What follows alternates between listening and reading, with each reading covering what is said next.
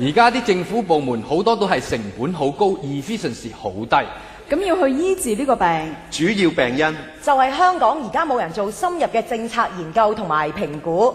政府裏邊有冇常設嘅政策研究機構？乜中央政策組唔係做政策研究嘅咩？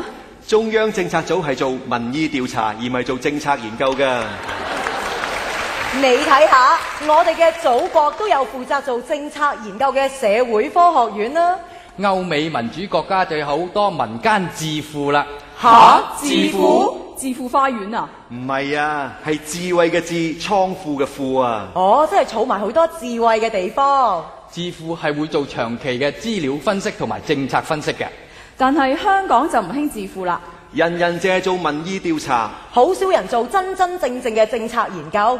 結果就出現咗啲惡性循環。香港啲政策質素越嚟越低，啲政策文件出咗嚟，好多都唔夠深入，好多都好表面。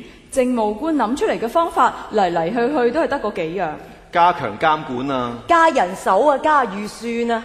政務官話就話係通才，咩通才啊？你唔知咩？香港嘅政務官全部都係通菜嚟㗎嘛。咦，咁佢哋當中有冇芥蘭菜呢？若果你係芥蘭菜，你都唔會認啦。佢哋一定會話自己係通菜，又叫做通才，即係乜都識嗰種菜。但係佢哋只係行政通才，而唔係英國嗰種牛津劍橋式嘅人民通菜。咁乜嘢係人民通才呢？人民通菜本身係對文學、哲學、藝術已經有基本嘅認識同埋睇法。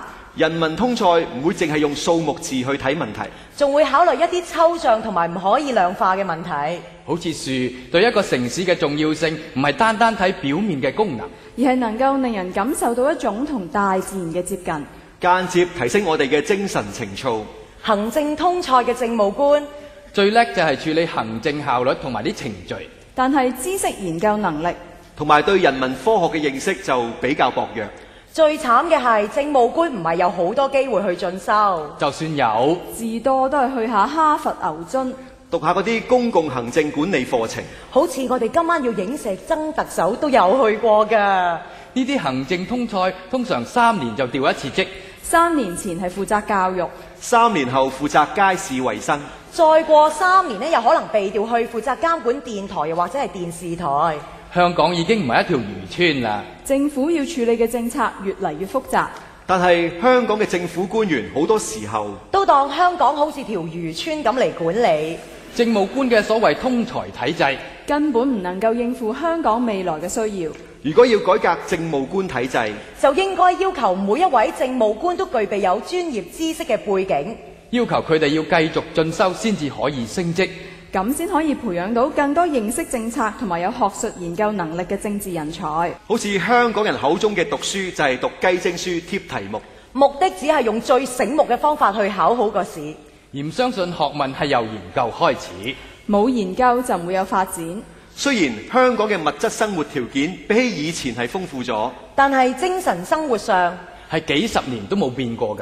吓？有冇咁誇張啊？我哋點會幾十年冇變過啊？咁你哋覺得上一代同我哋呢一代關心嘅嘢有咩唔同啊？問我哋呢代，不如聽下下一代點講咧。